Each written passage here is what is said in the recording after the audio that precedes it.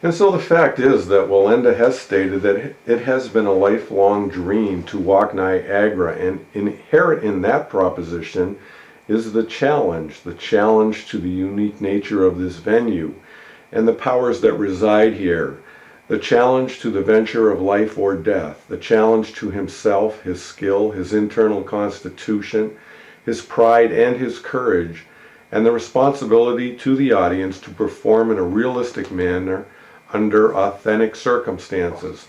And nowhere was there any mention of a tether in all of this. A tether is demeaning to the man and to the reputation of this man's family.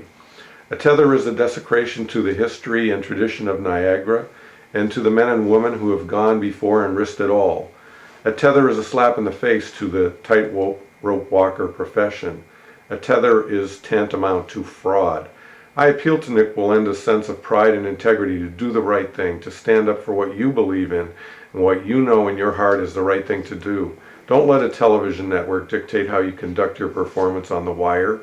The Wire is your domain. I implore you to do it the right way or don't do it at all. And so this is what we've come to. I was reading an article the other day that stated that America's children were ranked 32 out of 45 countries in the world in academic achievement, but first in self-esteem.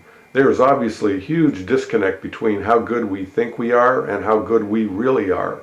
We are fostering this kind of hollowness in our children by legislating any unpleasantness or aggression out of our children's lives. We are not doing them any favor. Conflict is what builds character. We are cultivating a generation of surface but no substance. Does this process of protecting ourselves from ourselves have no end? Our society of no keeping score, no losers, and everyone gets a medal is now in the process of sanitizing the danger out of daredevil stunts.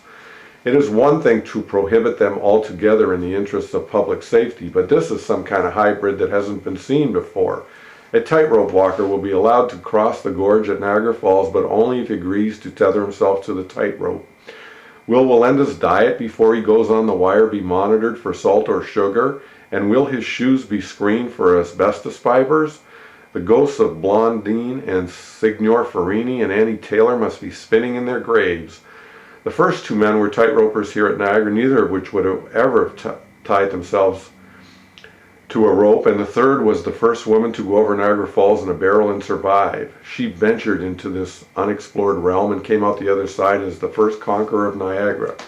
Truth be told, she probably should have been killed, but she somehow slipped through the claws of death. Regardless of the outcome, she knew the risk going in, and she wouldn't have had it any other way. The danger is what set her apart. If there was no danger, then she was just out for a Sunday afternoon boat ride. And lots of people do that. The very nature of a daredevil is to risk life and limb and to do the extraordinary, to dare the devil, if you will, but apparently not on ABC's time. This is the same network that has no problem with gratuitous sex, violence, and staged reality shows about any kind of immorality practically around the clock, and yet showing a real, true-life situation is too real for their audience. This is the same network that will preface this exhibition by highlighting the exploits of previous stunters in the past, stunters who challenged the elements at Niagara in a life-and-death struggle. Some were victorious, some lost, and some died, but all embraced the risk. Risking it all was the point. And that is the essence of Niagara. This travesty is a desecration to all of those who have gone before. I don't care what somebody else does somewhere else, but not here at Niagara. This is the daredevil shrine of the world. In its own peculiar way, it is a tradition of purists that requires the ultimate gamble, the ultimate bet, the risk of life. If the game here is too rich for your blood, if you don't want to ante up, don't sit at the table. I know many people are going to take issue with this point of view. Who cares, they say. It is still going to bring us a lot of attention. They see this walk as an opportunity to put the spotlight on the Niagara region, and that will result in more tourism and economic gain. And God only knows the area needs it, and to showcase all things Niagara. I stand in favor of all those things. Don't get me wrong, I love Niagara Falls. I was born here and I grew up here. I think that it is one of the most interesting places on the planet, and its history has always fascinated me, but it is just because I can remember its history that I cannot reconcile this sham of a tightrope walk.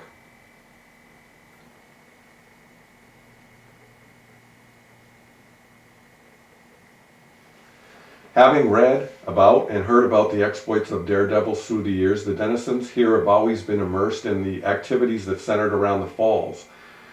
There were all sorts of contraptions and schemes concocted to capitalize on the synergy of the majesty of the falls, and so there really is no purist tradition to defend, but there was a common thread that enveloped all these endeavors. That thread was a life hung in the balance. One put their skill or ingenuity or foolishness, if you will, on the line, and it was the whimsy of the falls and its elements that decided life or death, not a distant television network. This is not the way it has been done at Niagara Falls. We're being had. I want to remember the sense of admiration and respect we all held for those men who risked their lives for this adventure in this one-of-a-kind venue, and for those that have lived and died and who made this the heart of the legacy here. On this Memorial Day, as we remember those who have fallen in battle, I feel that in that spirit, the daredevils of Niagara deserve a little recognition as well, as they are about to be dishonored on June 15th. I also want to take issue with the historical nature of this walk. It won't be in the tradition of the walks of Wallenda, of Blondin and Farini.